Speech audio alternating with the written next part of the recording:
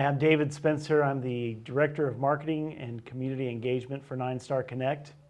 And with me today is Darrin Couch, who is the Director of Customer Service and Billing for NineStar. Thank you for being here.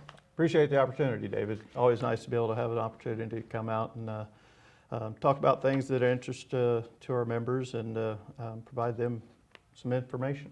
And I think that's absolutely the goal here today. We wanted to talk about a topic that I know we've heard a lot of information about from our members and questions, and obviously we're seeing a lot of adoption and in and around our community, and people are wondering what that means. And what we're talking about are electric vehicles, or some people call them EVs.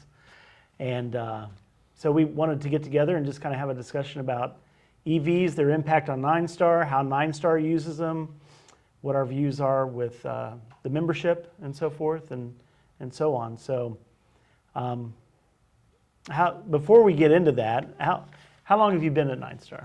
So started at Central Indiana Power back in 2009. So I've been here about 16 years now. I was here in 2011 when Central Indiana Power and Hancock Telecom merged to create NineStar. So been around a few years. And the other aspect beyond customer service and billing is that you have a NineStar employee named Matt Straw that works for you. Yes. That has a unique job that kind of impacts some of what we're talking about today. Give us a little update on what Matt Straw does. And Sure. So Matt's our energy advisor. His responsibility is, one of the roles he plays is to educate our members on energy usage. He can talk to you about how your home uses electricity, how you can make changes in your home that could make your home more efficient, use less electricity. He also does a lot of community outreach, working with the kids in the 4-H electric project, and does electric safety education in the elementary schools. So Matt's a great resource for all of our members that are interested in energy efficiency or electric vehicles. He's a wealth of knowledge and ready to share that information with everyone. Yeah, I would agree. We're really lucky to have Matt and the service he provides to our members on staff. So as we get into EVs, let's talk about kind of the overarching adoption. If a lot of people start adopting EVs, what's that impact on the grid look like, and is NineStar preparing for that? Yeah, so if every garage had an electric vehicle, that's a huge impact on the overall electric grid. The one thing that NineStar supports is every member's interest and choice to, yes, I want an EV, or no, this isn't really for me. We want to be supportive of a member's choice. So we're monitoring the interest in electric vehicles, both in our area and across the region. We're a distribution cooperative. We distribute electricity to the members within our service territory, but we're part of the greater grid, if you will, that actually goes all across the country. So things that happen outside of our area are still impactful and of interest to us. So we really we're keeping an eye on not only our members' interests, but again, a larger scale interest in EVs. What federal or state regulations may be coming along or have come along to, that would impact, again, the interest that members have in electric vehicles, and then the need that we have as a distribution cooperative to provide that available energy to make those vehicles run. And that includes even working with the state of Indiana and the BMV to kind of keep a gauge of how many vehicles are coming online in our territory, kind of monitoring that and seeing what the adoption rate is so we can prepare. Yeah, absolutely. That's a great point, and statistics that we keep an eye on where we have an awareness of, again, how many EVs are, what the popularity is for an electric vehicle to our membership and again, across the state. So yeah, those are things we keep an eye on, and we're, we want to be prepared for, again, those eventual choices that our members or customers make. So has NineStar invested in EV vehicles? Do we have some in our pool? Yeah, absolutely. We actually were intentional to get a couple of electric vehicles. We wanted to have that personal experience, that customer experience. Again, we talked about Matt earlier, and the wealth of knowledge that he has to talk to our members and help educate them about all things energy and related. Electric vehicles was that, that same kind of need for knowledge. We wanted to, if somebody's calling us and saying, hey, what kind of electric car should I buy? Or what kind of charger will I need at my house? Or what are the rates going to be if I put an electric vehicle in my garage? Again, we went out, we actually have a Tesla Model 3 that we've had for a little over 2 years now. We've also got a Ford F-150 Lightning EV pickup truck, and that's Matt's daily driver for his role. So if he's coming out and doing an energy audit, he'll be driving that Ford Lightning pickup truck, and he'd be glad to talk to you about that vehicle and his experience with it. Same with the Tesla. If we've got members that are considering EVs and have some interest, absolutely reach out to Matt, and he'd be glad to talk to you and tell you what our experiences have been. And I think it's just another way for NineStar to be that resource for our members, in such a changing world, that we're kind of that resource that they can look to for answers or guidance and so forth.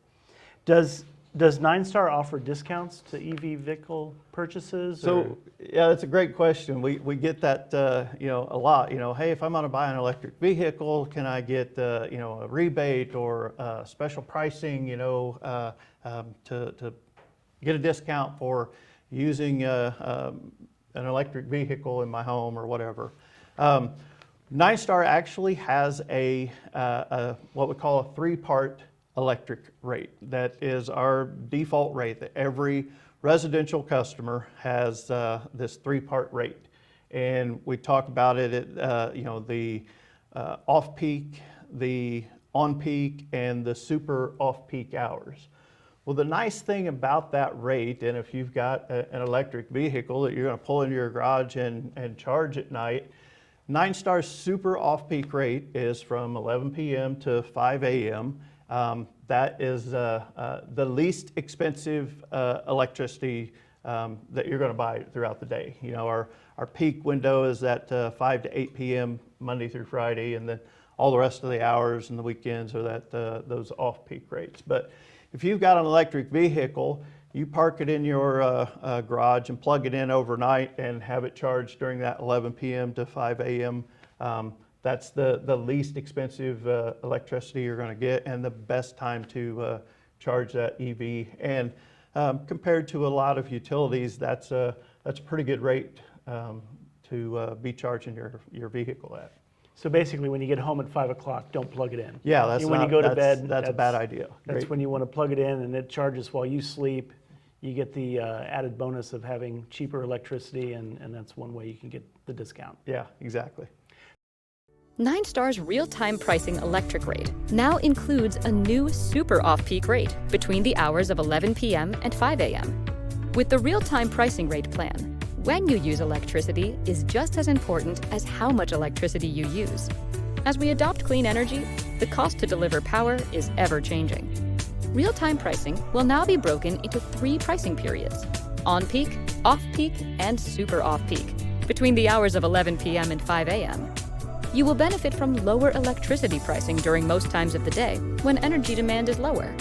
The new on-peak hours will be from 5 to 8 p.m., when demand for electricity is generally higher. If you can make small changes, like running the dishwasher or doing laundry during lower-priced times of the day, you may be able to benefit from your real-time pricing rate plan. To learn more, visit NineStarConnect.com. So what other ways are NineStar supporting EV adoption and so forth? So we've actually partnered with, if you're in the McCordsville area or familiar with the McCordsville area, the Leo's convenience store up there, we've installed a charge point charger. So that's a level 3 DC fast charger. So you can pull in there in your Tesla or your Ford Lightning, and you can plug it in and do a fast charge on that vehicle. In most cases, you can fully charge your vehicle in about 20 minutes. Just depends on how far you've run the batteries down. But that's a service that's again out there. There's a charge, just like you go to the gas station and put gas in your car. You're paying for that gas. You plug your EV into that charge point charging station. You're going to pay for that electricity, but our rates are very reasonable for that fast charger. We're also going to be installing a couple more. As you may know, our new McCordsville office building is going to be opening in the McCord Square area there within the next couple of months. We're actually going to have a couple more of the charge point fast charge DC fast chargers there that's available to the public at any time, 24/7.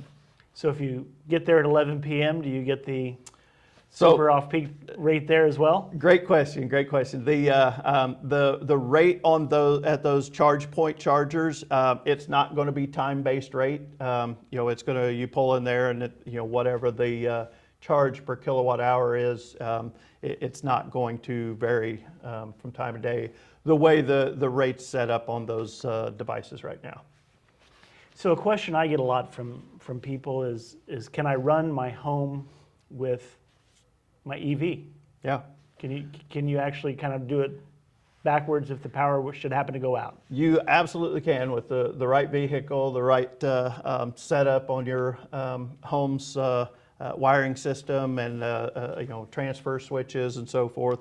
The first thing I would definitely recommend to anybody that's looking into doing this, or you actually purchase an EV, now you want to get that charger connected at your house, work with a professional electrician to make sure that this equipment is installed properly. You've got the correct transfer switches and so forth in place if you're going to want to actually use that car as a backup generator for your home. But yeah, that is absolutely something that's possible.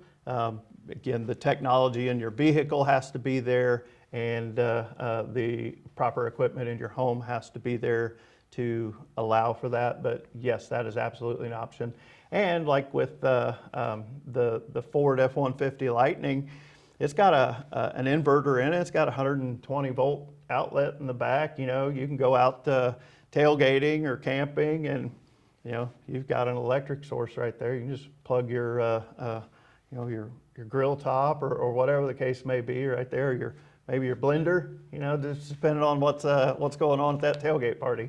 But it's definitely an energy source for you. And is this something that you can do even if the power to your house isn't out? I mean, if you have the right, I don't know what the word is, converter or whatever, can you like take your house offline and have your car? Right. Yeah. So again, avoid that peak. That peak window of time, that 5 to 8 p.m. when electricity is most expensive. Yes, with the right setup, you can charge the battery in your car and then run your house off of that battery during the peak instead of buying that electricity at that on-peak rate. If you charged your battery in your vehicle at the off-peak or super off-peak rate, then you can use that electricity during the peak and run your house off of that battery in your vehicle. But again, that all takes, it's possible, but it all takes the right setup. And honestly, that's not what a lot of EV owners are doing or what they're after. They're really just, they like the convenience of not having to go to a gas station. And the technology is pretty amazing in these vehicles as well, and that's very appealing to some people.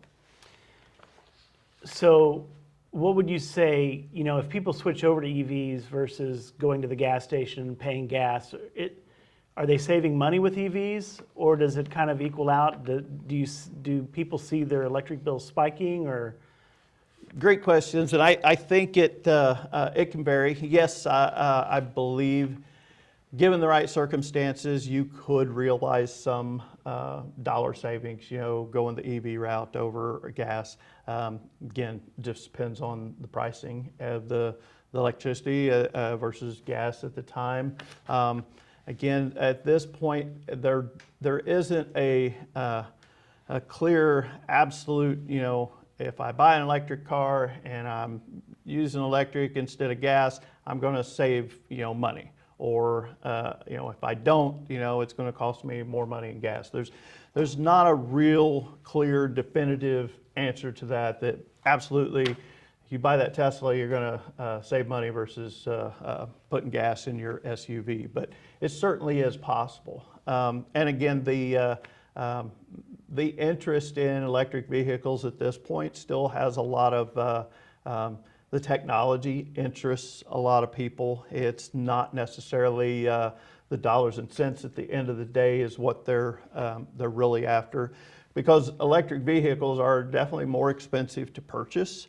But the maintenance, you don't have an oil change. You don't have to go to the Jiffy Lube and get your oil changed. About all you got to do is rotate the tires every so often. So there's a lot of savings there, or convenience, wear and tear. There's a lot of moving parts and pieces in a motor or an engine that are going to wear over time, and you don't have those kind of long-term maintenance things to worry about in an electric vehicle. So. Well, thank you, Darrin. You just reminded me I need to get my vehicle in for an oil change, so I appreciate that. But I also appreciate you taking the time to kind of educate us on electric vehicles and what they mean to NineStar and kind of the future in our community. So if you have any questions about anything we've discussed here today about EVs, electric vehicles, or anything else that might be on your mind with your cooperative, we'd be happy to talk to you about that. Feel free to reach out to us at www.ninestarconnect.com or at 317-326-3131. Until next time, I'm David Spencer, and this is Darrin Couch.